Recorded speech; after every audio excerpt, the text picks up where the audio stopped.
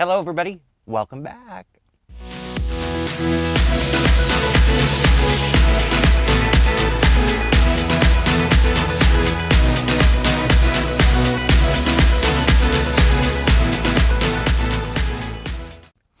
So thank you for joining me in another episode of Plantmas. Today is going to be a fun one because we all like this plant. But before I start the video, I just wanted to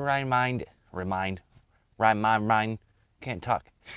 So my channel has memberships. You'll find that link below, and it's $1.99. I've just got one. It's for everyone.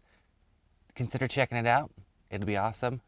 You'll actually get all kinds of stuff. Lives are going to start here soon. I got to make it through Plantmas, so before I start doing member lives, and then you get access to videos first.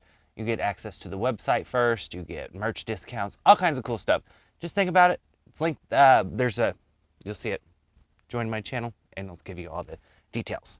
So, without further ado, let's talk about this. So, in my last video, I took this beautiful gal out of the box because I bought it from Rachel. So she needs to be potted up. And if you haven't watched my last repots, well, I put starting to put a lot of stuff into lava rock. Why? Because it's quicker draining, and the plants really seem to like it. So right now what I'm doing, I'm being very gentle and wrapping these longer aerial roots around so that I can put this in this pot. It's not going to be in this small pot very long. It's just going to be in here until I get her fully rooted. She is starting to root already, but I just want to get her fully rooted. And there's a piece of screen at the bottom of this.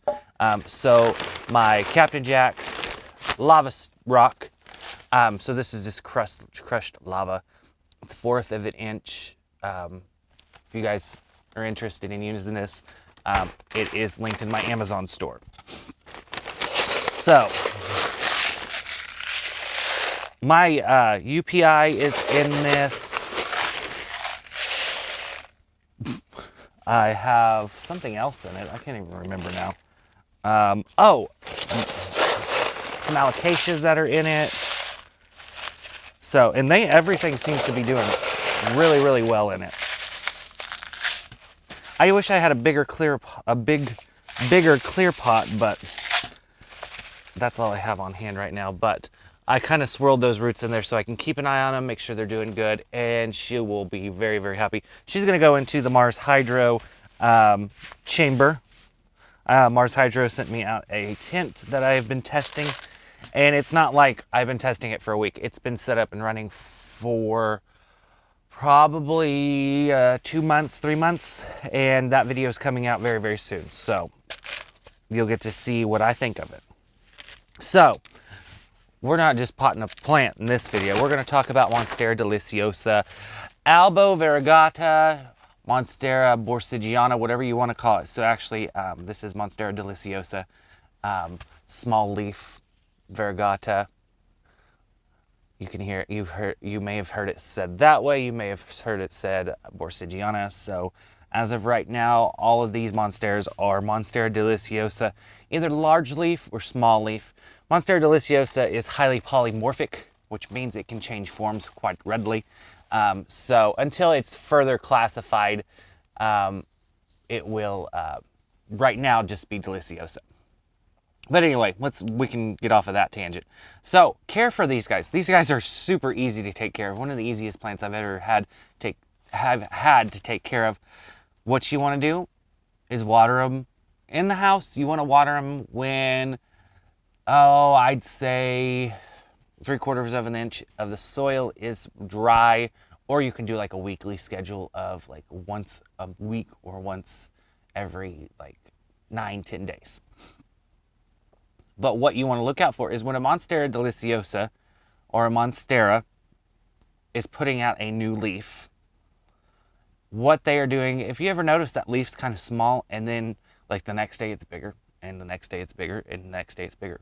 What's cool about Monstera is they start pumping those leaves full of water, and that's making that leaf expand and getting bigger and bigger. So when your Monstera is putting out a new leaf, don't let it dry out, because more water you give it, the bigger that leaf's going to get. But there's kind of a fine line between like overwatering it and overwatering it and giving it the right amount of water when it's growing. I would say when the top of the soil starts to dry, you can tell, give it a little bit more drink of water when it's that leaf's coming out. Like Mama Monstera, y'all have asked me about Mama Monstera. If you don't know who Mama Monstera is, she usually sits behind me during the winter. What she is, I see her right now. She's in the studio with me. She takes an incredible amount of water when she's putting those leaves out because they're massive.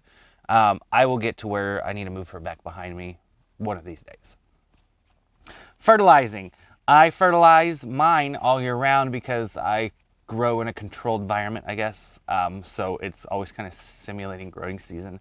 But when you're growing them in the house, you want to fertilize these during the growing period, which everybody's growing period is a little bit different. You'll know when your growing period's ended because you're not getting any new growth.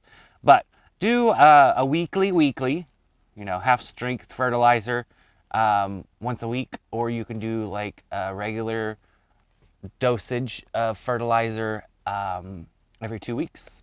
I still do weekly. That's what I prefer. It's just easier for me.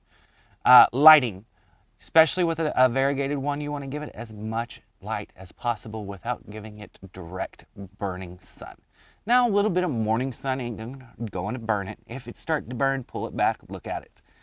You guys are smart people. I think you know how to figure out your lighting. But you want to give this thing as much light as you possibly can, especially with the variegation. The more light, I've noticed, the prettier the variegation is.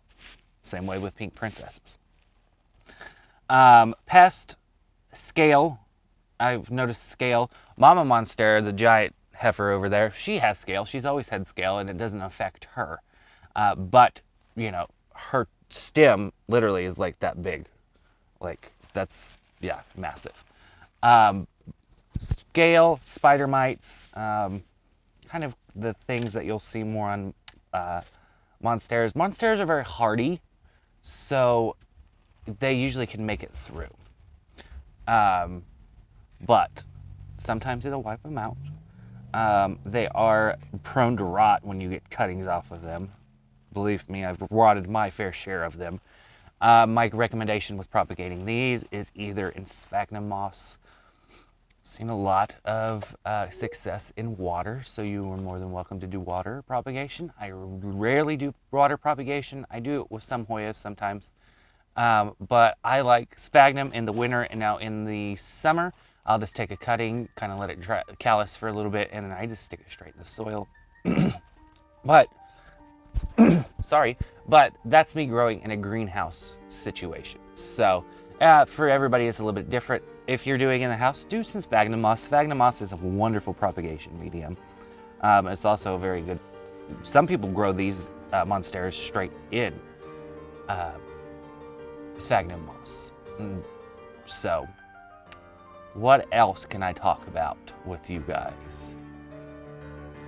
I don't know. I think that really covers a lot of it. Monsteras. Oh. So when people still call Monstera deliciosa or Monstera adansonii or adansonii, depending on how you want to say that one, Swiss cheese plant, sends shivers down my spine. I could go on forever like plant rants about things, but I'm not going to do that today in this video. Guys, if you have any questions, feel free. Send me a message. If you aren't already subscribed to Rachel's channel, please check her out. And if you aren't subscribed to my channel, please consider subscribing. Don't forget to smash that like button because that helps that YouTube algorithm. All right, guys, thank you for joining me, and I'll see you in the next one. Bye.